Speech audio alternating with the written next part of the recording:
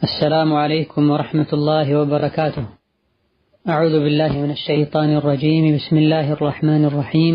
الحمد لله رب العالمين والعاقبة للمتقين ولا عدوان إلا على الظالمين، والصلاة والسلام الأتمان الأكملان على النبي المبعوث رحمة للعالمين وعلى آله وأصحابه ومن اهتدى بهداه واتبع سنته إلى يوم الدين.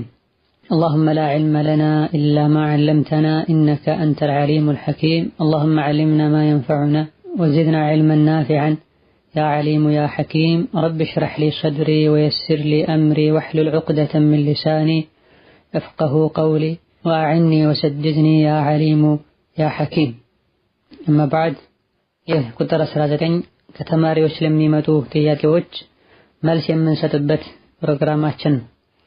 ዛሬ ከምናያቸው ጥያቄዎች የመጀመሪያው የምሰራው ገጠር ነው፣ አዳን አልሰማም፣ አዳን ሳልሰማ መስገድ እችላለሁ? አዳንና አቃም ብዬስ መስገድ እችላለሁ ወይ የሚል ጥያቄ ነው።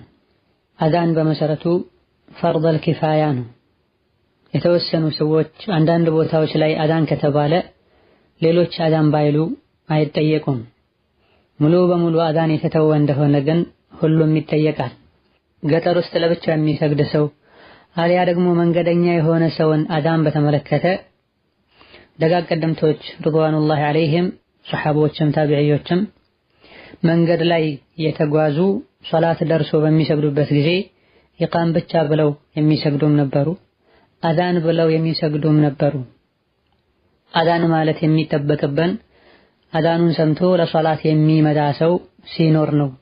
አዳንን በመስማት የሶላትን ወቅት መግባት የሚጠባበቅ ሰው ካለ ነው። አማ ገጠር ውስጥ ከሆኑና አማ መንገደኛ ከሆኑ ወይም ገጠር ውስጥ ሆኖ ምንም አዳን የሚሰማና የሚጠብቅ ሰው በሌለበት ሁኔታ ላይ ኢቃም ብቻ በቂ ነው ያሉበት ሁኔታ አለ። በላጩ ማንኛውም ሰጋጅ ለብቻውም ይሁን ከሰው ጋር አዳንና ኢቃም ብሎ መስገዱ ነው። ኢቃም ብቻ ብሎ ቢሰግድ ችግር የለውም። አተር ላይ እንደተነገረው በረሃ ላይ ገጠር ላይ የሚኖር ሰው ኢቃም ብቻ ብሎ የሰገደ እንደሆነ ከሱ ጋር አንድ ሁለት መላእክቶች እንደሚሰግዱ፣ አዳንና ኢቃም ብሎ የሰገደ እንደሆነ ደግሞ እጅግ በጣም በርካታ መላእክቶች አብረውት እንደሚሰግዱ ተነግሯልና የትም ቢሆኑ አዳን ኢቃም ብሎ መስገዱ ተመራጭ ነው። ሌላኛው ጥያቄ የዐስሩን ሶላት ስሰግድ 2 ረካ እንደሰገድኩኝ ተሸሁድ ሳልቀመጥ ረስቼ ወደ 3ኛው ረካ ተነሳሁኝ። ስጨርስ ስጁድ ሰህው አደርጋለሁ ብዬ ረሳሁት። ሱናን ስሰግድ አስታወስኩኝ። ስጁድ አሰህው ሳላደርግ የሱና ሶላቴን ጨርሼ ተነሳሁኝ። ምን ማድረግ አለብኝ የሚል ጥያቄ ነው። ስጁድ ሰህው የሚደረገው እማ ከሶላት አሰላምተን ከመውጣታችን በፊት ነው። ሌላ ጊዜ ደግሞ ካሰላመትን በኋላም ይቻላል። ሁለቱም ከነቢያችን አለይሂ ሰላቱ ወሰላም ተገኝተዋል። ሁለቱን እንዴት ነው የምናስተናግደው የተባለ እንደሆነ የተወሰኑ ዑለሞች እንደፈለጉ ማድረግ ይቻላል። ከፈለጉ ከማሰላመት በፊት ስጁድ ሰህው ይደረጋል፣ ከፈለጉ ካሰላመቱ በኋላ ማድረግ ይቻላል ሲሉ፣ የተወሰኑት ደግሞ ሶላቱ ላይ አጉድይ ያለው የሚል ጥርጣሬ ኖሮብን ከሆነ ስጁድ ሰህው የምናደርገው ከማሰላመት በፊት ሊሆን ይገባዋል። ጨምር ያለሁኝ የሚል ጥርጣሬ ኖሮ ከሆነ ደግሞ ከማሰላመት በኋላ ሊሆን ይገባዋል ብለዋል። ስጁድ ሰህው ማድረጉ ግዴታ በሆነበት ሁኔታ ላይ ስጁድ ሰህውን መተው አይፈቀድም። ከረሳነው ወዲያውኑ እንዳስታወሰን ተመልሰን ልናደርገው ይገባል። አብዛኞቹ ዑለሞች ስጁድ ሰህው ያለበት ሰው ከመስጂድ ከወጣ አሊያ ደግሞ ከሶላቱ ከወጣ ረጅም ጊዜ ካለፈ ስጁድ ሰህው ጊዜው አልፏል ሲሉ፣ የተወሰኑት ኢብኑ ተይሚያን ረሂመሁላህ ተዓላ ጨምሮ ምንም እንኳ ጊዜው ቢረዝም ራሱን የቻለ ዒባዳ ነውና ባስታወሰው ጊዜ ማድረግ ይችላል ብላ። ስጁድ ሰህው እንዳለበት ረስቶ ሌላ ሱና ሶላት የጀመረን ሰው በተመለከተ አልኢማም ኢብኑ ቁዳማ ረሂመሁላህ ተዓላ ሱናውን እንደጨረሰ ስጁድ ሰህውን ማድረግ እንደሚችል ገልጸዋል። በመሆኑም ሱና ሶላቱን እንዳጠናቀቁ ስጁድ ሰህው ማድረግ ነው። ሌላኛው ጥያቄ አንድ ሀገር ላይ እስከ 15 ቀን ድረስ ከቆየን ሶላታችንን ጀምዕ ያደረገን መስገድ እንችላለን ወይ የሚል ጥያቄ ነው።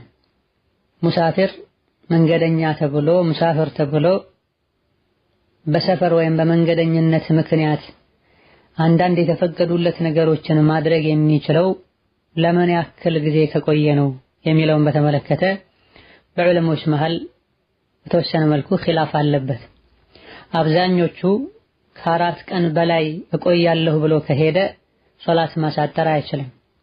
ከ4 ቀን ባነሰ ጊዜ ጉዳይን ጨርሼ እመለሳለሁ ብሎ ሄዶ ዛሬ ነገ እያለ ቢቆይ እስኪመለስ ድረስ ሶላትን ማሳጠር ይችላል።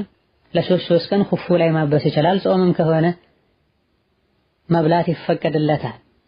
ይህ እንዳለ ሆኖ በርካታ ዑለሞች ለመኖር ብሎ እስካልሄደ ድረስ ጉዳዩን ጨርሶ እስኪመለስ ድረስ በሙሉ ሶላቱን ማሳጠር፣ ረመዳን ሆኖ መብላት ካስፈለገውም ማፍጠር ከፈለገም ማፍጠር ይችላል ብለዋል።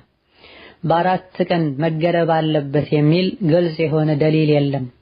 ጅምሁር ዑለማ እስከ 4 ቀን እንዲሉ ያደረጋቸው እንደዚህ የነቢዩን ሁኔታዎችን በመከታተል ነው። ወይላ እንደ ደሊል ግልጽ በሆነ መልኩ ከ4 ቀን በኋላ ማሳጠርም ይሁን በሰፈር ምክንያት ለሙሳፍር የተፈቀዱ ነገሮችን ማድረግ አይቻልም አልተባለም። ከሰሐቦች ከታቢዒዎች ለረጅም ወራት ሌላ ሀገር ኖረው ሶላት ሲያሳጥሩ እንደቆዩ የሚያሳዩ ደሊሎችም አሉ።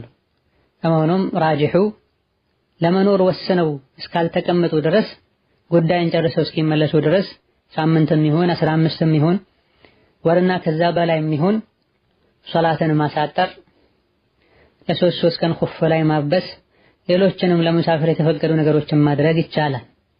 ጀምዕ ማድረጉን በተመለከተ ግን አስፈላጊ ሆኖ ሲገኝ ነው የምናደርገው። መንገድ ላይ ሆነን እየተጓዘን ለእያንዳንዱ ሶላት ወርዶ መስገድ በተወሰነ መልኩ ከከበደ፣ ለጉዳይ የሄዱበት ሀገር ላይም ለተለያዩ ሐጃዎች እየተመላለሱ ሁሉን ሶላት በወቅቱ ጠብቆ መስገድ ከከበደ ጀምዕ ይደረጋል እንጂ እንደዚሁ ሰግደው ሊተኙ ሰግደው ሊቀመጡ ከሆነ በወቅቱ መስገዱ ነው የሚሻል። ማሳጠሩ በየትኛውም ሁኔታ ላይ ሱና ነው።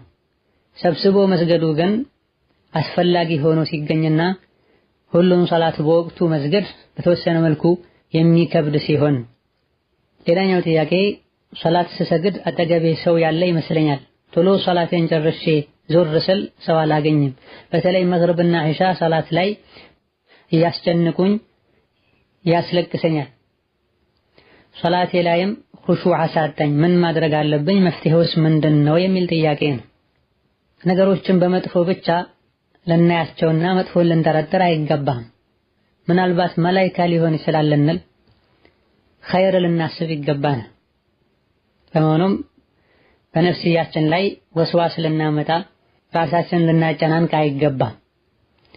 ነገሩ ከልክ ካለፈና እጅጉኑ ካስፈራ አዑዙ ቢላሂ ሚነ ሸይጣኒ ረጂም ማለት ነው፣ ዱዓ ማድረግ ነው። ለጉዳዩን ከልክ በላይ ትኩረት አለመስጠትና ቀለል አድርጎ መመልከትን፣ የሚቀሩትን ቁርአን የሚሉትን ዱዓ ለማስተንተን መሞከር፣ መፋቂያ መጠቀም፣ በተሻለ ያክል ሶላትን በጀማዓ መስገድም እንዲህ አይነት ስሜቶች እንዲጠፉ ይረዳል ቢሐውሊላሂ ወቁወቲህ። ሌላኛው ጥያቄ ስራ ቦታ ላይ ከአረቦች ጋር ጀማዓ ስንሰግድ በጣም ይፈጥናሉ። ፋቲሐን ቀርቼ ሳልጨርስ ሩኩዕ ይወርዳሉ። ቀስ እንዲሉ ስንነግራቸው አይሰሙንም። በዚህ መልኩ የሚሰግዱ ጀማዓ ጋር መስገድ እንዴት ይታያል? ምን ማድረግ አለብኝ? የሚል ጥያቄ ነው። በመጀመሪያ ደረጃ መቸኮልና ሶላት ላይ መቸኮልና መፍጠኑ አረብ ከመሆንና ካለመሆን ጋር ግንኙነት የለውም። አረብ የሆነ የሚፈጥን እንዳለ ሁሉ አረብ ያልሆነም ይፈጥናል። ብዙ ሰዎች ለአረቦች ያላቸው አመለካከት የተሳሳተ በመሆኑ ምክንያት ከአረቦች የሚያዩዋቸው ትንንሽ ስህተቶችን የሚያጎሉበት ሁኔታ አለ። አረብ ማለት መላኢካ አይደለም፣ ሰው ነው። ከሌላው የሰው ዘር ስህተት የሚፈጽም እንዳለ ሁሉ ከአረብም ስህተት የሚፈጽም አለ። ጀለቢያና ጥምጣም ስለሚያደርግ ብቻ አረቡን ዓለም አድርገው የሚቆጥሩና ከሱ የሚያዩት ነገር ሁሉ ትክክል የሚመስላቸው ሰዎች አሉ። ወሃከዛ ሌሎች ሲያጠፉት ምንም የማይመስላቸው ጥፋት አረቡ ሲያጠፋ እጅግ በጣም ከብዶ የሚታይበት ሁኔታ አለ። ይህ ሊሆን አይገባውም። በጥቅሉ መባል ያለበት ሶላት ስንሰግድ ሲያሰግዱ የሚፈጥኑ ሰዎች አሉ። ከእንዲህ አይነት ሰው ጋር መስገድ ይቻላል ወይ? ሊሆን ይገባዋል። ሶላት ላይ እርጋታን መላበስ ከሶላት ማዕዘናት መሃል አንዱ ነው። ጡማእኒና በመባል ይታወቃል። በሁሉም የሶላት ሂደቶች እንቅስቃሴዎች ላይ እርጋታን ልንላበስ ይገባናል። ኢማም ሲሆኑ ደግሞ ይበልጥ ሊረጋጉና አብረው የሚሰግዱ ሰዎችን ሁኔታ ከግምት ውስጥ ሊያደርጉ ይገባል። ሰዎች የሚቀሩበት ዚክር የሚሉበትን ጊዜ ሊሰጣቸው ይገባል ኢማሙ። ይሄን ያላደረገ እንደሆነም ሰዎች ሊመክሩት ይገባል። ተመክሮ ካልተቀበለ ለሶላት እሱን ሊያስቀድሙትና አሰጋጅ ሊያደርጉት አይገባም። በእንዲህ አይነት ችግር የሚታወቅ ሰው ለአሰጋጅነት ከተቀደመ ከገባም ከተሻለ ቀስ ብሎ አንተ አታሰግድ ስለምትፈጠን ሊሉት ይገባል። እሺ ካላለ ከሱ ጋር መስገድን በመተው ሌላ ጀማዓ ካለ ሌላ ጀማዓ ጠብቆ መስገድ፣ ካልሆነ ለብቻ መስገድ ይቻላል። ይህ ችግር የታወቀው ሶላት ውስጥ ከገቡ በኋላ ከሆነ የተወሰኑ ዑለሞች በተቻለው ያክል ፈጠን ብሎ ለመቅራት የሞከረ ይከተለው፣ በተወሰነ መልኩ ከሱ መዘግየትን ቢያስከተልም ብለዋል። በመሰረቱ ከኢማም ኋላ ተከትሎ መሄድ ግዴታ ነው። ኢማምን መቅደምም አይቻልም፣ ከሱ እኩል መሄድም አይቻልም፣ በጣም መዘግየትም አይቻልም። እነማ ሱናው እሱን ተከትሎ መሄድ ነው። አላሁ አክበር ሲል ፊደልን ስንሰማ ወደ ሩኩዕ ወደ ስጁድ እንወርዳለን። መቅደሙ እንደሚከለከለው ሁሉ በጣም መዘግየቱም ይከለከላል። ወላኪን ማእሙሙ ከኢማሙ የዘገየው ግዴታ የሆነበትን ሩክን የሆነውን ነገር ሊወጣ ከሆነ ቢዘገየም ችግር የለም።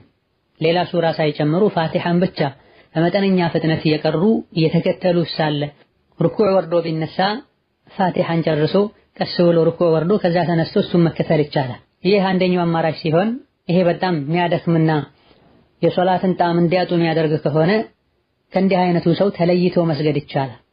ከሱ ጋር ለመስገድ የነየትነው ንያ በመተው ተነጥሎ ወጥቶ የጀመሩትን ሶላት ማሟላት ይቻላል። ይሄን የምንለው የሶላት አርካኖችን እንድንተገብር ጊዜ ካልሰጠን ነው። አማ በረጅሙ ዱዓ ማድረግ አልቻልኩም፣ ከፋቲሐ በኋላ ቁርአን መቅራት አልቻልኩም በሚለው ከሆነ መዘግየት አይቻልም፣ ኢማሙን መከተል የግድ ይላል። ላኪን እንደ ፋቲሐ ያሉ ሩክኖችን መተግበር ካልቻለን እማ ከሱ ተነጥለን መምላት እንችላለን፣ ወይማ በተሻለን ፍጥነት ከኋላ ኋላ እየተከተልነው የተወሰነ መልኩ ቢቀድመንም ብንዘገይም ተከተለን መምላት እንችላለን። ሌላኛው ጥያቄ መድይና ቱኪያ ደም ይነጅሳልን የሚል ጥያቄ ነው። መኒይ ወይም የዘር ፈሳሽ ራጅሑ አይነጅስም፣ ጧሃራ ነው። መኒይ ይነጅሳል ካለን የሰው ልጅ ከነጃሳ ነው የተፈጠረው ማለት ይሆናል። ስለዚህ መኒይ ጧሃራ ነው። ወላኪን ልብስን ከነካ ሰውነትን ከነካ እርጥብ ከሆነ በውሃ አጥቦ፣ ደረቅ ከሆነ ደግሞ ፈቅፍቆ ማስወገዱ ተገቢ ነው። ይሄም ከእናታችን አይሻ ረዲየላሁ ዐንሃ ሶሒህ በሆነ ሐዲስ ተገኝቷል። የታጠበው ለነጃሰነቱ ሳይሆን በተወሰነ መልኩ ሰውነት ላይ ልብስ ላይ ሲታይ ስለሚከብድ ነው። መድይን በተመለከተ መድይና ወዲይ እንደዚሁ ሽንት ይነጅሳሉ። የነካውን ሰውነትና ልብስ ማጠብ ግዴታ ይሆናል። ውዱእ ካለው ሰው እነዚህ የወጡ እንደሆነም ውዱእ ይበላሻል። ደምን በተመለከተ የሰው ልጅ ደም ይነጅሳል አይነጅስም? ጅምሁር ዑለማ ረበማ ኢጅማዕ ያደረጉበት የሰው ልጅ ደም ይነጅሳል። ወላኪን አንዳንድ ዑለሞች የሰው ልጅ ደም አይነጅስም። ምክንያቱም ሰሓቦች ረድዋኑላሂ ዐለይሂም በተለያዩ አጋጣሚዎች ሰውነታቸው የቆሰለ እየደማ የሚሰግዱበት ሁኔታ ነበረ። የተኛው መልኩ እጠቡና ስገዱ የሚል ነገር አልተነገረምና ደም አይነጀሰም ብለዋል። ላኪን ተሻለውና በላጩ አይመቱል አርባዓም ሌሎችም ያሉበት ደም ይነጀሳል። ደም የነካው ሰው ልብሱን ሰውነቱን ሊያጥብ ይገባዋል። እጅግ በጣም ጥቃቅን የሚባሉና አይን ውስጥ የማይገቡ ከሆነ ጥቃቅን ነገሮች ዩዕፋ ዐኒል የሲር ምን ነጃሳት ተብሏልና ቢታለቅ ችግር አይኖርም። ሌላኛው ጥያቄ አንዲት ሴት የወር አበባ ደም ለ8 ተከታታይ ቀን ካየች በኋላ ከጸዳችበት ቀን ጀምሮ ድፍርስና ቢጫ ፈሳሽ ሊፈሳት ሶላት መስገድ ትችላለችን የሚል ጥያቄ ነው። ድፍርስና ቢጫ ፈሳሽ የወር አበባ ደም ከተጠናቀቀና የመጥራትን ምልክት ካዩ በኋላ ከሆነ የሚወርደው ከምንም አይቆጠርም። ሶላትና መሰል ነገሮችን አይከለክልም ወይም አያግድም። እንዲህ አይነቱ ፈሳሽ የሚወጣው በሐይድ ቀናት ከሆነ የወር አበባ ደም በሚወርድበት ቀን ከሆነ ይሄኔ እንደ ወር አበባ ደም ይቆጠራል። ሌላ ሴት ልጅ ከወር አበባ ደም ጠርታ የመጥራቷንም ምልክት ካየችና ከታጠበች በኋላ ከሆነ እንዲህ አይነት ፈሳሽ የሚወጣው እንደ ሐይድ አይቆጠርም። አማ በሐይድ ቀናት ከሆነ እንደ ሐይድ ይቆጠራል። ሌላኛው ጥያቄ 47000 የኢትዮጵያ ብር ነበረኝ። 19000 ዓመት ከ6 ወር ሆኖታል። 25000 ደግሞ 1 ዓመት ሆነው። ከዚህ ዘካ የማወጣው ስንት ብር ነው የሚል ጥያቄ ነው። በሁለት መልኩ ዘካ ማውጣት ይቻላል። አንደኛው በየጊዜው የተቆራረጠ ገንዘብ ከማውጣትና በሂሳብ ከመቸገር ለ19000 የ2 ዓመት ዘካ አንድ ላይ ማውጣት፣ ካልሆነ ደግሞ ሁሉም ዓመት ሲሞላው ከፋፍሎ ማውጣት ነው። ለ19475 ብር የአንድ ዓመት፣ ከዛ በኋላ ከ6 ወር በኋላ የአንድ ዓመት ለብቻው የሚወጣበት ሲሆን ከ25000 ብር የአንድ ዓመት 625 ብር ዘካ ማውጣት ይቻላል። ሌላኛው ጥያቄ ኢትዮጵያ ላይ ላለ ሰው ብር አበድሬ ነበረ። ሰዎቹ የሚከፍሉኝ ጫት ሽጠው ነው። በሐራም ነገር ሰርተው ብሩን ቢመልሱልኝ ሐራም ይሆንብኛልን የሚል ጥያቄ ነው። መጀመሪያ ብሩን ሲያበድሩ ጫት ሸጬ ነው መመለስልህ ተብሎ ተነግሮ በዚህ ተስማምተው ከሆነ አይቻልም፣ እነሱን በወንጀል መተባበር ስለሚሆን ማለት ነው።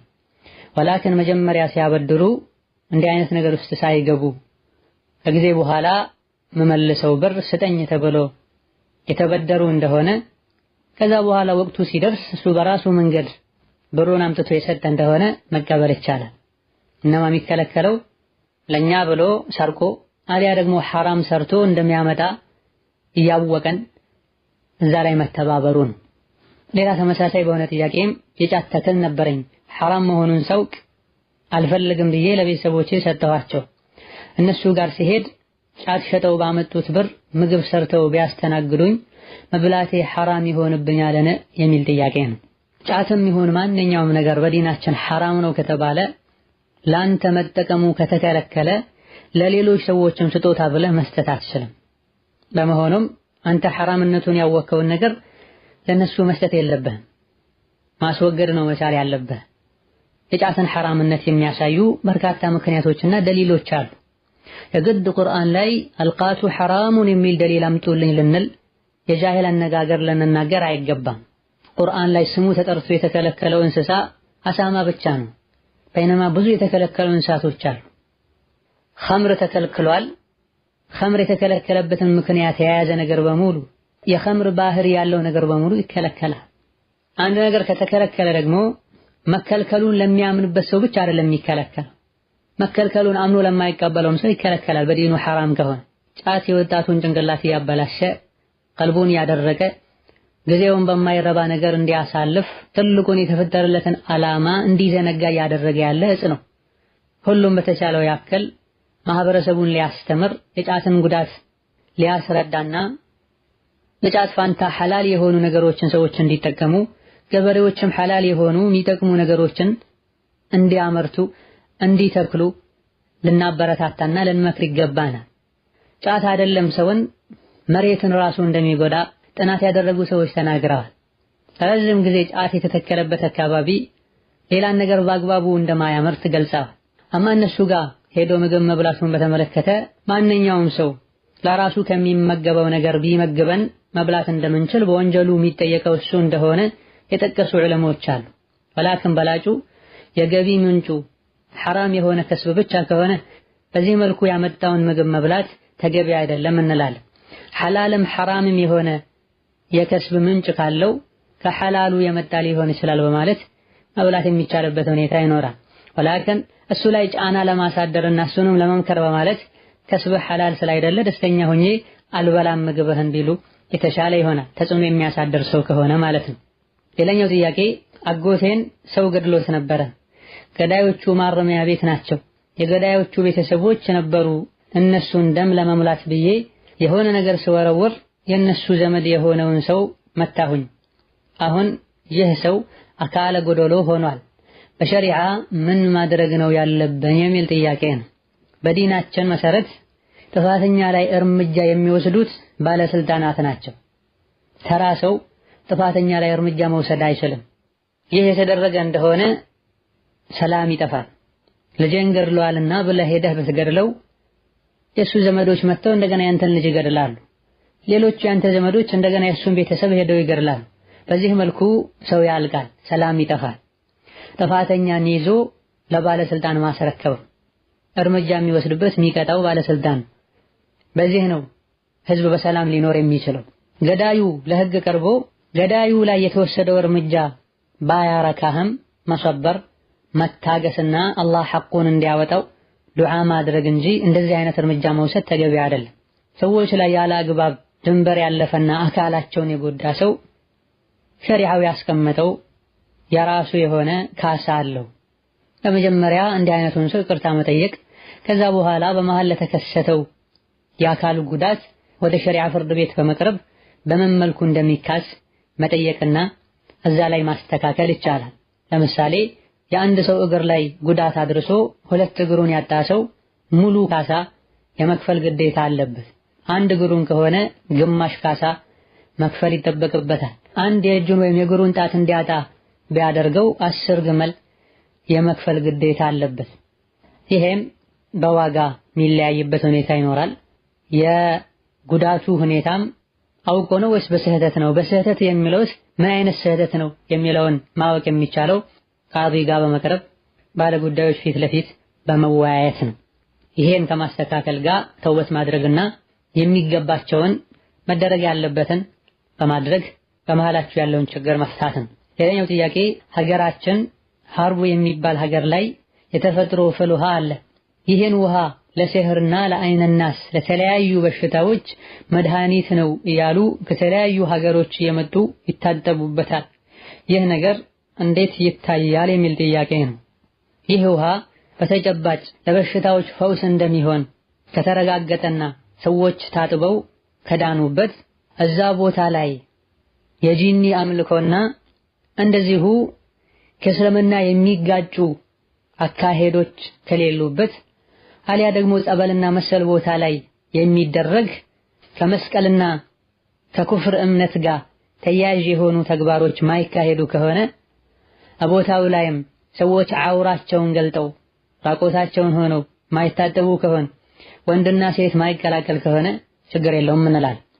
ሰዎች እንደዚሁ ከንቱ እምነት ኖሯቸው ከሆነና እዛ ላይ መታጠቡ ከበሽታዎች እንደሚያድን በተጨባጭ ካልተገኘ አሊያ ደግሞ ቦታው ላይ ከጂኖች ጋር የተያዘ ስራ የሚሰራበት ከሆነ አሊያ ደግሞ ከኩፍር ጋር በተያዘ ስራ ከእስልምና ጋር በሚያጋጭ አካሄድ ተካሄዶ ከሆነ የሚገኘው ይከለከላል። እንደዚሁ ደግሞ ቦታው ላይ አውራ የሚገለጥ ወንድና ሴት የሚቀላቀል ከሆነ እንዲህ አይነት ቦታ መሄዱ አይፈቀድም እንላለን። በመሰረቱ አውራ ተገልጦ ወንድና ሴት ተቀላቅሎ እንዲህ አይነት አገልግሎት የሚሰጥበት ቦታ ላይ የትም ቢሆን መሄድ አይቻልም። ፍሉሃ እያሉ በየጊዜው ሄደው የሚታጠቡ ወንዶችም ሴቶችም አሉ። ዲናቸውን የሚነካን ነገር ከማድረግ ሊጠነቀቁ ይገባል። ቦታው ላይ ከዲን የሚጋጭ ነገር ከሌለ ወንዶች ፍሉሃ ሄደው ቢታጠቡ ሻወር ቤት ሄደው ቢታጠቡ ችግር የለም።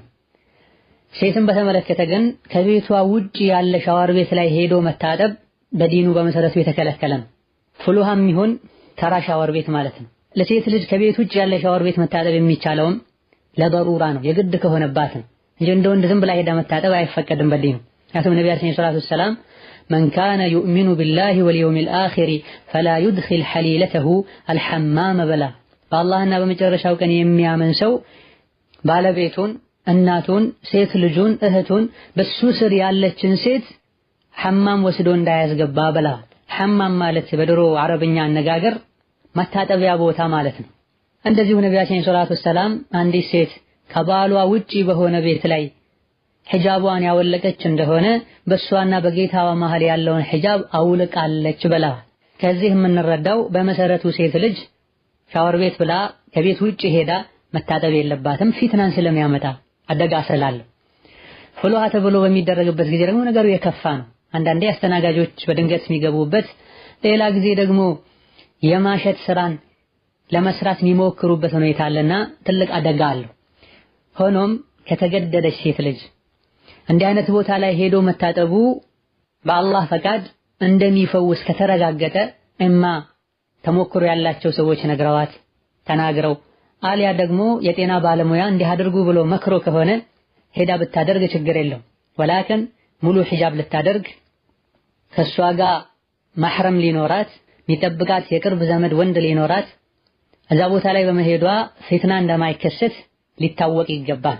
ሰነዱ ላይ ضعፍ ቢኖርበትም ከአብዱላህ ብን ዐምር ብን አልዓስ በተዘገበ ሐዲስ ነቢያችን ዓለይሂ ሰላቱ ወሰላም ستفتح لكم أرض العجم وستجدون فيها بيوتا يقال لها الحمامات فلا يدخلنها الرجال إلا بالأزر ويمنعوها النساء إلا مريضة أو نفساء ያሉበት ሁኔታ አለ። ሐማም የሚባል ነገር ወደፊት ይፈጠራል።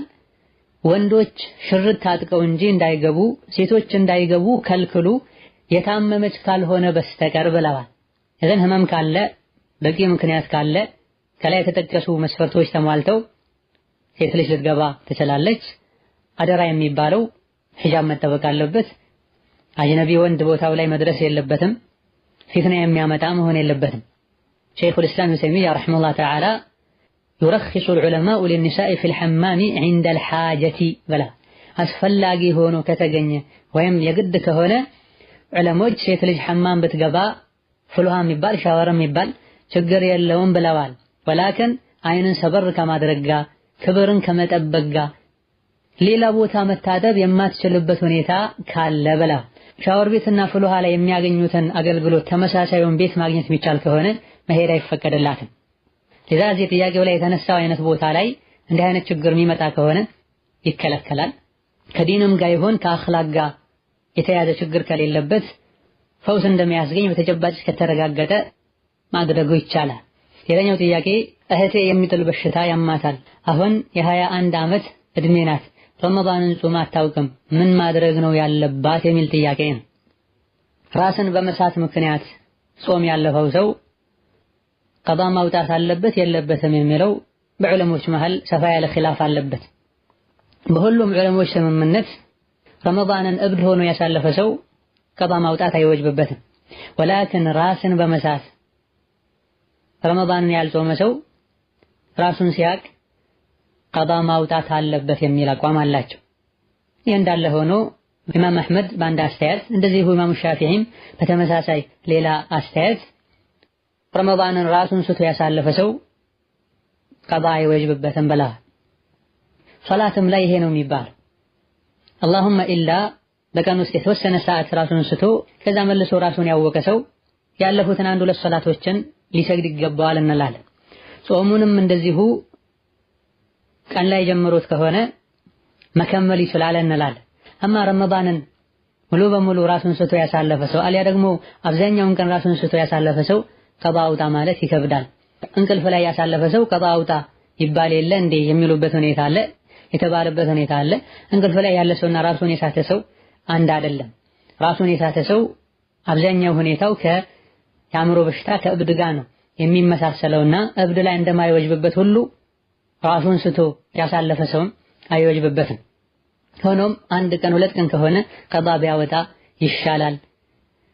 በቀን ውስጥ የተወሰነ ሰዓት ራሱን ስቶ ከነበረ የቀረውን መከመል ይጠበቅበታል ያሉ ዑለሞች አሉ።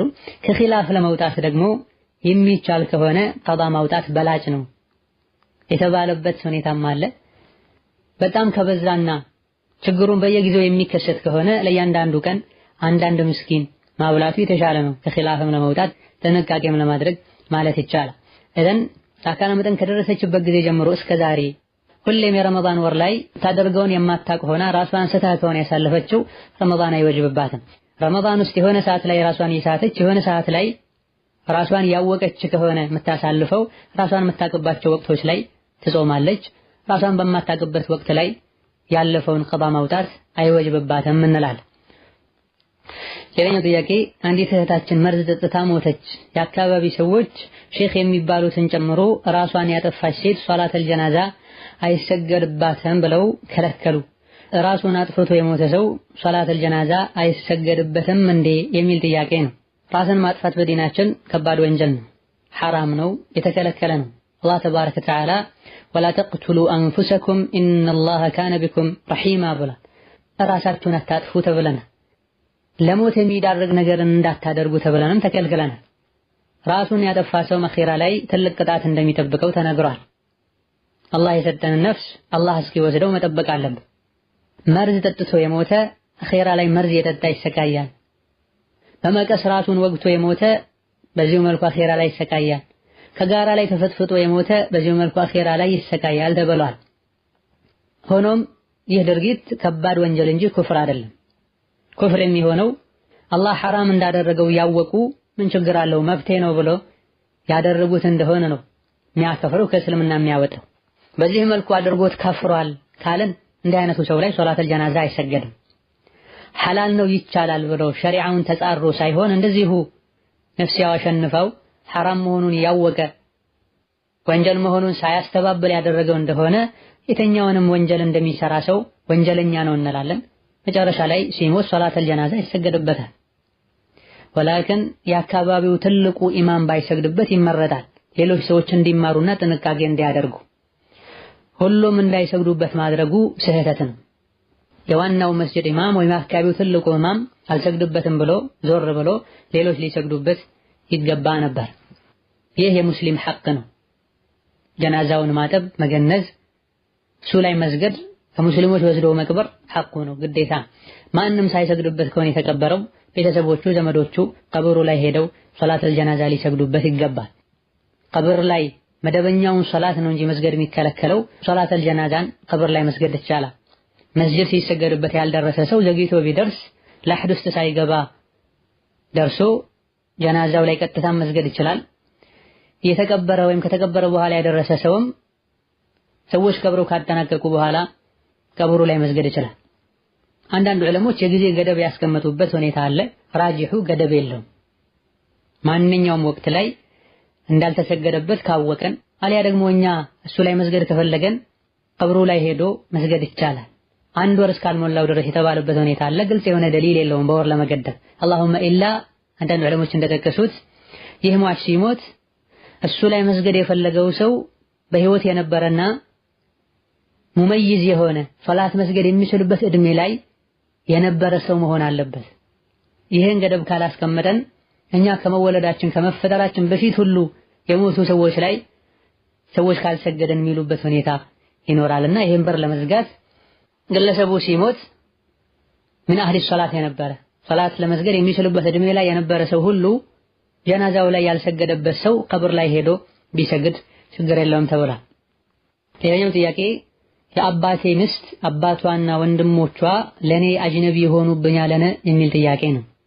ነዓም የአባት ሚስት አባቷና የአባት ሚስት ወንድሞቿ አጅነቢዮች ናቸው።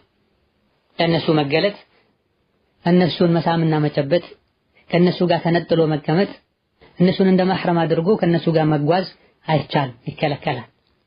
ሌላኛው ጥያቄ ባለቤቴ ሀገር ነው ያለው፣ ኒካህ ያሰርነው እሱ ሀገር ላይ ሆኖ ነው። ሲያገባኝ ምንም ነገር አላደረገልኝም። በዚህ የመጣም በጣም እየተበሳጨሁኝ እንጨቃጨቃለን። ሲያገባኝ ምንም ስላላደረገልኝ ብቻ ፍች ብጠይቀው ሐራም ይሆንብኛልን የሚል ጥያቄ ነው። ሲያገባኝ ምንም አላደረገልኝም የሚለው አገላለጽ ብዙ ግልጽ አይደለም።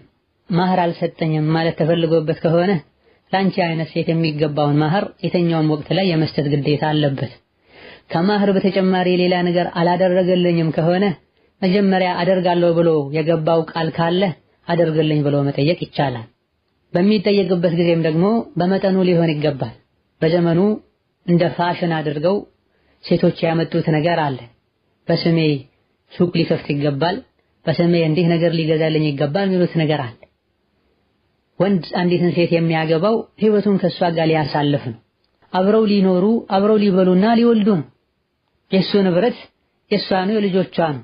አማ ገና ለትዳር አንዲትን ሴት ሲጠይቅ በስሜ ምን ያደርግልኛል ለኔ ብሎ መጠየቅና ድርጅት እንዲከፍትላት አንዳንድ ከዲን የራቁት እንደሚያስቡት መኪና እንዲገዛላት የሚጠይቁ ከሆነ ተገቢ አይደለም። ወጣቱን ከትዳር ማባረር ነው የሚሆን። ምንም ስላላደረገልኝ የሚለው እንዲህ አይነቱ ነገር ታስቦበት ከሆነ ተገቢ አይደለም። መጀመሪያ በሱ አቅም የሚቻልን ነገር ከማህር በተጨማሪ አደርጋለሁ ብሎ ተስማምቶ ከሆነ ስጠኝ አደርግልኝ ብሎ መጠየቅ ነው። ምንም ስላላደረገልኝ በጣም የተበሳጨሁኝ እንጨቃጨቃለን። ቤት ሁሉን ነገር ካሟላ መጨቃጨቅና መበሳጨት አያስፈልግም። ያን ነገር ስላልሰጠ ብቻ ማለት ነው። ትዳር ህይወት ላይ መሰበር፣ መታገስ፣ ዑድር መስጠት ያስፈልጋል። ዞሮ ዞሮ ትዳሩ የጋራችሁ ነው። በጥቃቅን ነገሮች ሰላሙን ልታደፈርሱት አይገባም። በዓለም ቃሉን ሊሞላ በጊዜው መብላት ካልቻለም ተስፋ ሊሰጥ ይቅርታ ሊጠይቅ ይገባል። ምንም አልሰጠኝም በሚል የተፈለገው ማህር ከሆነ ማህሩን አሁን መስጠት ይችላል። የትኛውም ሰዓት ላይ መስጠት ይጠበቅበታል። ኒካህ ሲያስሩ ማህር መስጠት በላጭ ነው። ከጊዜ በኋላ እሰጣለሁ ብሎ ማሰርም ይቻላል። በጊዜው መጠኑ ቢታወቅ ኸይር ነው። መጠኑ ካልታወቀና ይሄን ያክል ገንዘብ ተብሎ ካልተጠራ ኋላ ላይ ለሱ አይነት ሴቶች የሚገባ ማህር ይገባታል። ሁለቱ ከተስማሙ ይሄን ያክል ብለው ተስማምቶ ይሰጣታል። ካልተስማሙ በሸሪዓ ፍርድ ቤት ጉዳዩ ታይቶ ቃዲ ወይም ዳኛ የሚወስነው ይሆናል። በዚህ ብቻ ስላልተግባቡ ፍቺ መጠየቅ አይመከርም። ትዳር ላይ በጭራሽ መቀጠል የማያስችል ችግር ከተከሰተ ነው ሴት ልጅ ፍቺ ብትጠይቅ ችግር የለውም የምንለው። ሌላኛው ጥያቄ ኒካህ ላደርግ ነበረ፣ አባቴ ሶላት አይሰግድም፣ ወንድሜ ይሰግዳል። አባቴ ሳያውቅ ወንድሜ ኒካህ ቢያስርልኝ እንዴት ይታያል? አባቴ እኔ ያለሁኝ እንዴት ወንድምሽ ያስራል? እኔ ሳላውቅ እንዴት አገባሽ ብሎ ስለሚቆጣ እሱ ሳያውቅ ኒካህ ማሰር እችላለሁ ወይ የሚል ጥያቄ ነው። እኔ ሳላውቅ ኒካህ ለምን አሰርሽ ብሎ የሚቆጣ ከሆነ ማንም ቢያስረው መቆጣቱ አይቀርም ማለት ነው። ስለዚህ ይህ ችግር እንዳይከሰት እሱን ማሳመን በግልጽ መናገር ነው። ሙሉ በሙሉ ሶላትን ትቶ ከሆነ ሙሉ በሙሉ ሶላትን መተው ያከፍራል፣ ከእስልምና ያወጣል። ሙስሊም ያልሆነ ሰው ደግሞ ሴት ልጁን ኃላፊ ሆኖ መዳር አይችልም። ይህም በግልጽ መናገር ነው። ዲን ነው፣ የአኼራ ጉዳይ ነው። በአዱንያ ኒካህ ካለማሰሩ የበለጠ ሊያሳስብ የሚገባው የአኼራው ጉዳይ ነው። ስለዚህ አባታችን ሆይ ሶላትን እስካልሰገድክ ድረስ አንተ የሴት ልጆች ኃላፊ ሆነህ ኒካህ ማሰር አትችልም። ይህ የዑለሞች አስተያየት ነው። ዲን ነው፣ ሸሪዓ ነው። ሶላትህን ስገድ፣ የዲን የዱንያ ክብርህን ጠብቅ፣ በወግ በማዕረግ ቁጭ ብለህ በክብር ሴት ልጆችህን ዳር ተብሎ ሊመከር ሊያስመክሩት ይገባል። ይሄም ተደርጎ አይ ካለ ሸሪዓው ስለማይፈቅድ ኒካህ የሚያስረው ከሱ ቀጥሎ ያለው ኃላፊ ነው። አባቱ ካለ የሱ አባት ያስራል፣ ካልሆነ ልጆቹ ያስራሉ። በየትኛውም መልኩ እሱ ካልፈቀደ ዝም ብሎ ወንድም ቢያስር ችግር የለም። በላጆ ግን ጸብ እንዳይፈጠር ችግር እንዳይመጣ ለማግባባት ጥረት ማድረጉ የተሻለ ነው። ሌላኛው ጥያቄ ባለቤቴ ጋር በሸሪዓ ፍርድ ቤት ነበር የተጋባ ነው። በተጋባን በ4 ወራችን እርግዝና ተፈጠረ። ልጁን እንድናስወርድ ጠየቀኝ። እኔም አላስወርድም ብዬ ተጣላን። ፍታኝ ስለው አልፈታም ብሎ አድሬሱን አጠፋ። እኔም ሸሪዓ ፍርድ ቤት ሄጄ ተፈታሁኝ። ትንሽ ቆይቶ ደውሎ አልፈታሁሽም አለኝ። በሸሪዓ ፍርድ ቤት መፈታቴ ኒካሑ ይወርዳልን የሚል ጥያቄ ነው። ይሄ የግለሰብ ጉዳይ ነው። አዎ ይወርዳል አይወርድም ማለት ይከብዳል። ላኪን በጥቅሉ ባል አልፈታም ብሎ ሸሪዓ ፍርድ ቤት ቀርቦ ሸሪዓ ፍርድ ቤት የሚሰራው ዳኛ ፍቅህ ያለው ዲንን የሚያውቅ ሆኖ ባልን ጠርቶ አናግሮ አልያ ቤተሰቦቹን ጠርቶ አናግሮ ጉዳዩን ግራ ቀኝ አይቶ ፍርድ ከሰጠና ኒካሑን ካወረደ ኒካሑ ይወርዳል በጥቅሉ። ከዛ በኋላ ባል መጥቶ አልፈታውም ቢልም ትክክለኛ ቃሪ በትክክለኛው መንገድ ያወረደው እስከሆነ ድረስ ኒካሑ ይወርዳል እንላለን። ሌላኛው ጥያቄ የሆነ ልጅ ጋር ልንጋባ ነበረ። አባቴ ይሄን ሰው እንዳገባ አይፈልገውም። የማይፈልግበት ምክንያት የልጁ ቤተሰብ ጋር አይግባቡም፣ በአንዳንድ ነገር ይጣላሉ። እሱን ካገባሽ ልጅነትሽን እረሳለሁ አለኝ። እሱ ባይፈቅድም ባገባው የአባቴን ሐቅ ለመጠበቅ ይሆንብኛልን የሚል ጥያቄ ነው። የተጣሉበት ምክንያት በቂ ምክንያት ከሆነ ሸሪዓ የሚያጸድቀው ምክንያት ከሆነ አልያ ደግሞ መዝሉሞች ተበዳዮች ሆነው ከነሱ ጋር አማችነት መፍጠሩ ወላጆችን መረበሽና ማሳቀቅ ነው የሚሆነው። ስለዚህ መተው ተገቢ ነው እንላለን። የተጣሉበት ምክንያት ግን በቂ ካልሆነና ሸሪዓ ማይደግፈው ከሆነ ተመክረውም አይ ካሉ በእነሱ ጥፋት የመጣ ዲኑ አኽላቁ የሚወደድ ሰው መጥቶ ለትዳር አይ ሊባል አይገባም። እነሱን ለማሳመን መሞከር። የተጣሉት በዲን ምክንያት እስካልሆነና ትልልቅ ሐቆች ተነክተው እስካልሆነ ድረስ አፍ እንዲሉ መምከር ነው። ወላጆች አይ ያሉበት ምክንያት በሸሪዓው መቅቡል ካልሆነና በቂ ካልሆነ ሴት ልጅ አባቷን እምቢ ካለ ሌሎች ኃላፊዎቿ እንዲያስሩላት ማድረግ ትችላለች። ወላከን በየጊዜው ሴቶች በራሳቸው መንገድ የሆነን ሰው አፍቅረው ወላጆቻቸው በቂ ምክንያት ያቀረቡ አይ ብለው አምዘው ሊወጡ ወላጆቻቸው ማይፈልጉትን ቤተሰብ ሊያገቡ አይገባም። ከትዳር አንዱ ዓላማ ከሰዎች ጋር ዝምድናን መፍጠር ነው። ቤተሰቦች ማይወዱትና ማይቀበሉትን ሰው ማግባት በተወሰነ መልኩ ይሄ ዓላማም እንዲቀር ነው የሚያደርገውና እህቶች ሊቸኩሉ የራሳቸውን አካሄድ ሊሄዱ አይገባም። ከቤተሰብ ጋር ሊመካከሩ፣ ሊታገሱ፣ ሊሰብሩ ይገባል። ብዙ ከሄዱ በኋላም ወደ ቤተሰብ ስለሚወስዱ ብዙዎቹ መተው አንችልም ነው የሚሉት። መጀመሪያ ቤተሰብ ሳያሳውቁ የመጣውን ሰው ምንነት ቤተሰብ አጣርቶ ሳይቀበለው ሴት ልጅ በራሷ መንገድ ለትዳር ያገኘችው ሰው ጋር ቃል ልትገባ እሺ ልትል የራሷ መንገድ ልትሄድ አይገባም። ወንዶችም አላህን ሊፈሩ ይገባቸዋል። ሴት ልጅ ቤተሰብ ያላት በግል እሷ ጋር መተው ቀልቧን ሊሰርቁ አይገባም። ከቤተሰቦቿ ጋር ሊያጣሉ አይገባም። ሌላኛው ጥያቄ እናቴ ባል አግብታ ነበረ። ያገባችው ባል ሌላ ሚስትና ልጆች አለው። እናቴ የምትኖረው የሞተው ባሏ ቤት ላይ ነው። የሚያስፈልጋትን ሁሉ እኛ ነን የምንሰጣት። እሱ የሚያደርግላት ነገር የለም። በጣም ያሰቃያታል። እኛ እናታችን ከሱ እንድትፋታ ብናደርግ ሐራም ይሆንብናልን የሚል ጥያቄ ነው። ጥያቄው ላይ እንደተባለው በጣም የሚያሰቃያት ከሆነና በቤተሰብ በሽምግልና ጉዳዩ ታይቶም በሁለታቸው መሃል ያለው ጸብ መብረድ ካልቻለ ባል አካሄዱን አስተካክሎ በደሉን ካላቆመ እየተሰቃየች ትኖር አይልም ሸሪዓ። ፍቺ ሴት ልጅ ፍቺ መጠየቅ አትችልም ያለው ሸሪዓ ያለ ምክንያት ነው። ሚን ገይሪ ማ ባእስን ያሉት ያለ ምንም ችግር ነው ያሉት ነብዩ ሰለላሁ ዐለይሂ ወሰለም። አማ ችግር ካለባት ችግሩን ካልተፈታ መለያየቱ ይሻላል ብለው ጉዳዩን ያዩ ሰዎች ከወሰኑ ፍቺ ቢጠየቅ እናንተም እንዲፈታት ብታደርጉ ችግር የለም። ወላኪን መቸኮሉ ተገቢ አይደለም። መሰበር እሷንም መምከር እሱንም መምከርና በመሃላቸው ያለው ችግር እንዲፈታ ማድረግ ቅድሚያ ሊሰጠው ይገባል። ይህ ካልተሳካ ነዓም በቂ ምክንያት ካለ ፍቺ መጠየቅ ይቻላል። ሌላኛው ጥያቄ አንድ ሰው በስነ ምግባሩ በዲኑ ጥሩ ልጅ ነው፣ ነገር ግን የሱና ምልክት አይታይበትም። ጺሙን ይላጨዋል፣ ሱሪውንም አያሳጥርም። ይህን አይነት ወንድ ለትዳር ጠይቆ እሱን ማግባት እንዴት ይታያል የሚል ጥያቄ ነው። በመሰረቱ አቂዳው እምነቱ ጥሩ ከሆነ እዚህ ላይ የተጠቀሱ ነገሮችንም ማድረጉ ተገቢ ነው ብሎ የሚያምንበት ከሆነ ከጊዜ በኋላ እንደሚያደርግም ተስፋ ካለ እንዲህ አይነትን ሰው ማግባት ይቻላል። በላጩ ሙሉ በሙሉ ሱናን ተግባራዊ የሚያደርገን ሰው ማግባቱ ከመሆኑ ጋር ማለት ነው። ዋናውና ትልቁ የአቂዳ ጉዳይ ነው። አቂዳው የትክክለኛ ሙስሊሞችን አቂዳ የሚከተል ከሆነ አንዳንድ ሙኻለፋዎች ቢኖሩበትም ይህ ሙኻለፋ ወደኛ አልፎ ማይመጣ ከሆነ ትዳር ህይወት ላይ ሌላ ችግርን ማያስከትል ከሆነ ችግር የለም።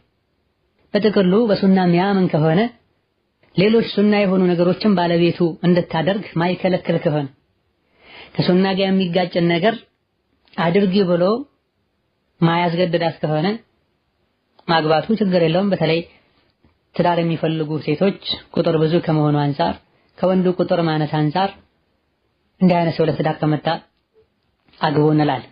ወላኪን ኋላ ላይ ጸባዩ የሚቀየር የተለያየ አጅነቢ ወንድ አምጥቶ ባለቤቱ በእነሱ መሃል ቁጭ ብላ እንድትኻደመው የሚፈልግ ከሆነ ሒጃብ በማድረጓ የሚያፍር ከሆነ እንዲህ አይነቱ ችግር የሚመጣ ከሆነ ይከለከላል። እነማ ከጥያቄው እንደምንረዳው ስነ ምግባሩ ጥሩ ከሆነ በዲኑ ጥሩ ከሆነ ግን የሱና ምልክት ማይታይበት ከሆነ ነው የሚለው። ሱናው ጺምን በማሳደግና ልብስን በማሳጠር ብቻ ሊገደብ አይገባም። ሱና ሰፊ ነው።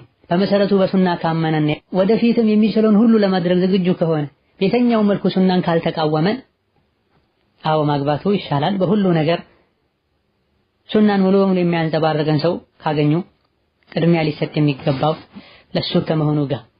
ሌላኛው ጥያቄ አንድ ጓደኛዬ ኮንትራት ቤት አንድ ክርስቲያን የሆነ ወንድ አስጠፍቷት አሁን ከሱ ጋር ነው ያለችው። ሁሉም ነገሯ እንደሱ ነው የሆነችው። ካለሱ መኖር አልችልም እያለች ታለቅሳለች። ብንመክራትም አልሰማችንም።